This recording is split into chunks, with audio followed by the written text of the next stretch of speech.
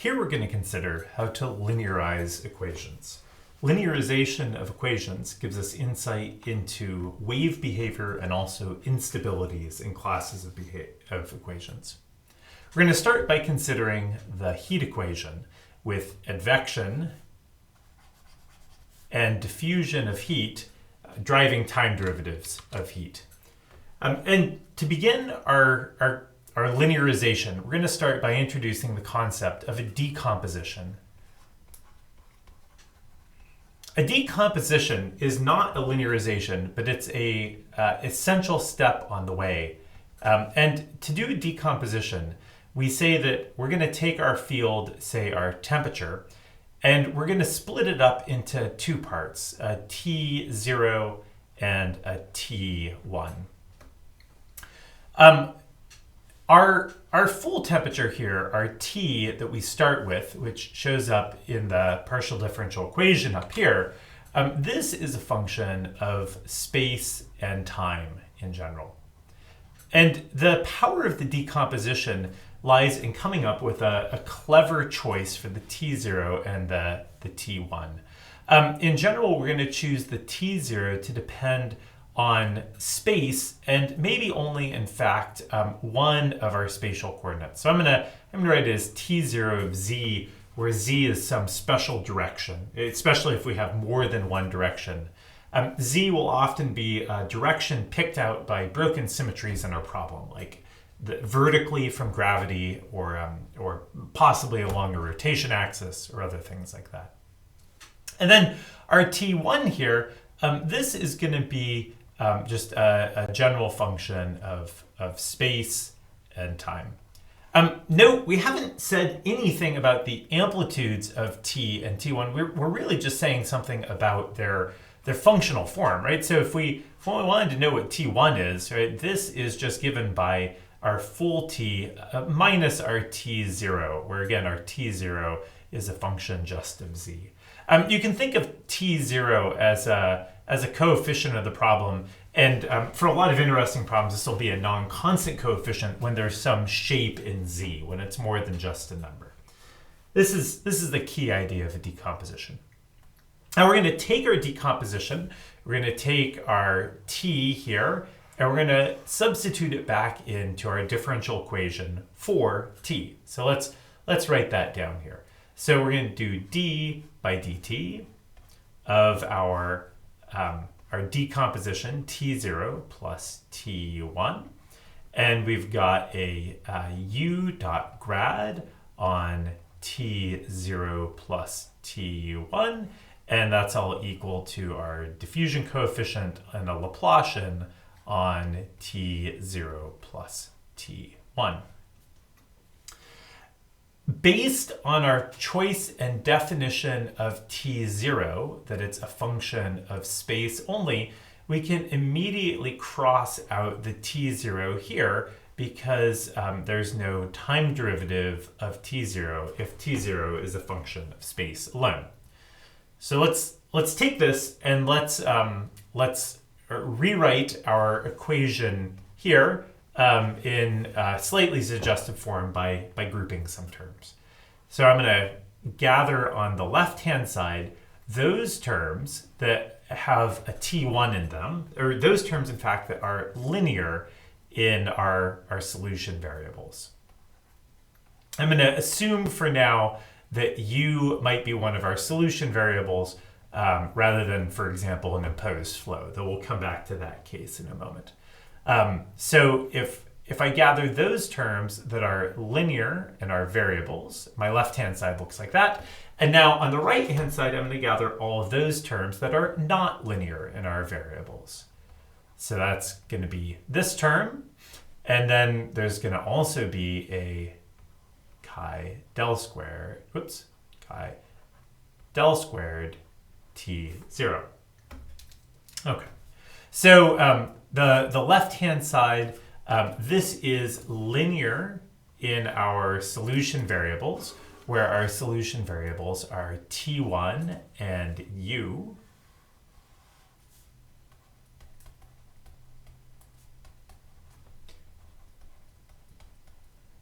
And And the terms on the right-hand side are not linear.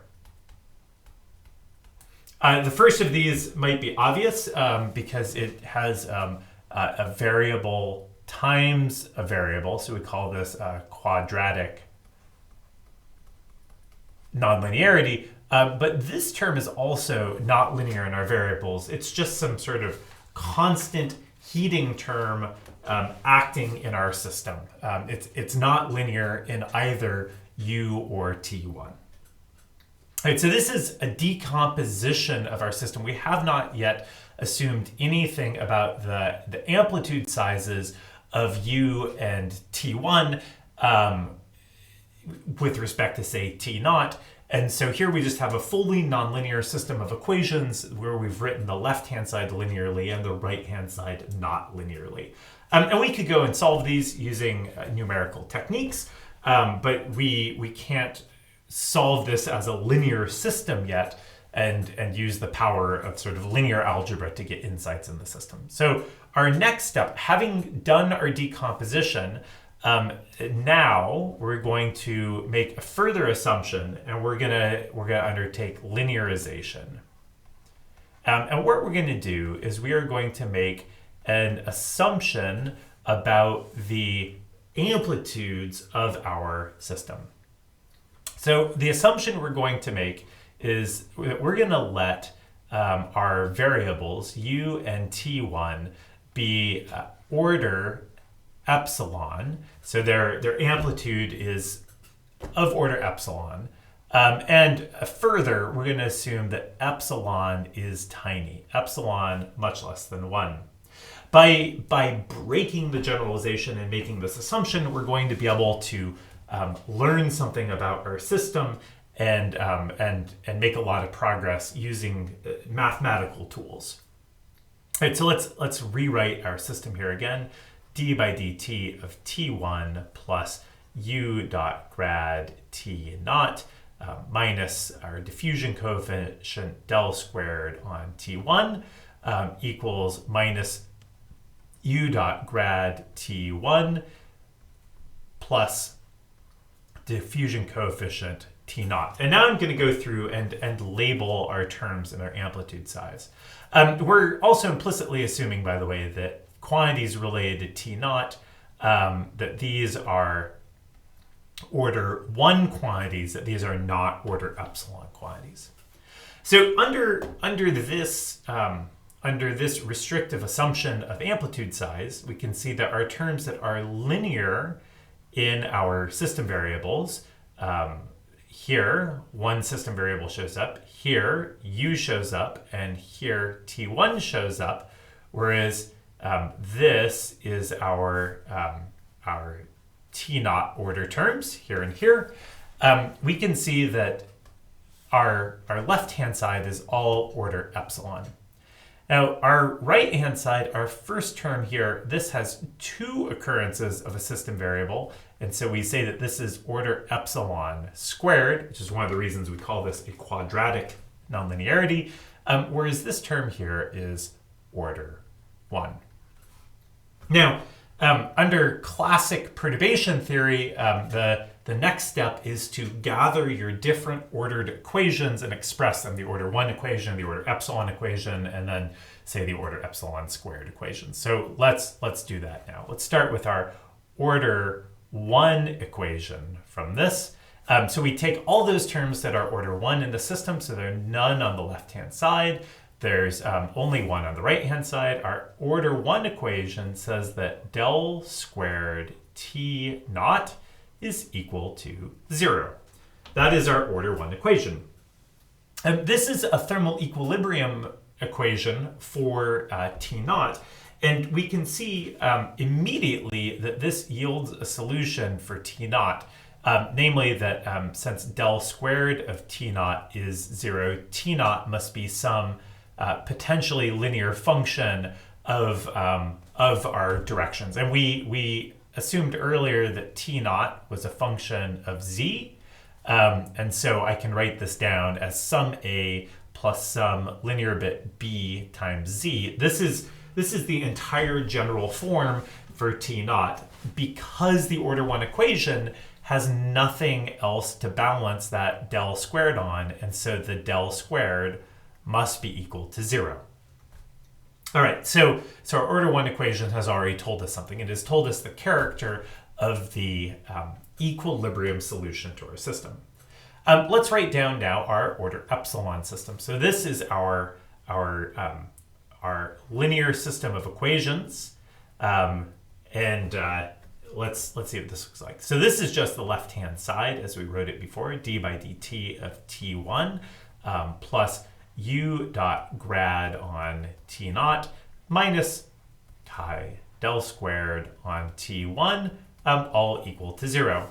And now that we know our solution of our T naught from our non-constant coefficient up here, we could plug that in, having solved our thermal equilibrium problem, and we could then proceed to now solve the order epsilon system here with that non-constant coefficient. However, it's a non-constant coefficient, but this non-constant coefficient is actually a constant coefficient, non-constant coefficient, because when we take the gradient of T naught, the only thing this can be equal to is B, right? So grad T naught is actually here just equal to number B, reducing this to a constant coefficient problem, which is the kind of thing we can solve with pen and paper, and some techniques that we'll learn soon. All right, I want to pause for a moment. We've been treating U as a full system variable. What if U is not a full system variable? What if U is prescribed? So what do I mean by that? I mean that it's a wind that's being given in the problem, and it's some order 1 quantity, wind, as it were, some large scale flow that's kind of external to the dynamics that we're solving. Well, what that means is we end up with a different set of order 1 and order epsilon equations. Our order 1 equation now includes not just the diffusion bit, but also the advection bit. So I'm going to write that down. We're going to have a minus u dot grad T naught. Remember that U is now order 1 under this assumption of an externally prescribed wind. And then we're going to have our Laplacian bit same as before. And you can see that this might, depending on the shape of U, this might have different solutions than what we had before when we just had the Laplacian of T naught is equal to 0. And so we have a linear profile in Z. Our order epsilon equation looks similar but has some differences. So our order epsilon equation is like this. It's d by dt of t1 plus we still have a u dot grad, but now the u dot grad acts not on t naught but on t1. And then we have our same diffusion term, del squared t1 quantity equals to 0. So if I compare this U with a wind system to our previous U as a variable system, you can see that our order epsilon squared term, that has come back up in the equation because our U is now order 1, bringing that T1 back up into the system of equations. All right, so this would be temperature perturbations in a wind and with a wind affecting the background profile. Let's look at one more case. If there's no flow and U is equal to 0, what do we get? Well, our order 1 equation is still the same. Order 1 equation is equal to is going to be that chi del squared T naught is equal to 0. But we're going to find out that that actually is irrelevant and no longer matters because our order epsilon equation loses its coupling to the shape of T naught. Our order epsilon equation now, when U is equal to 0, is just d by dt of t, and we don't have any advective term because u is equal to 0, and so we just have the diffusion term. And this is the classic heat equation.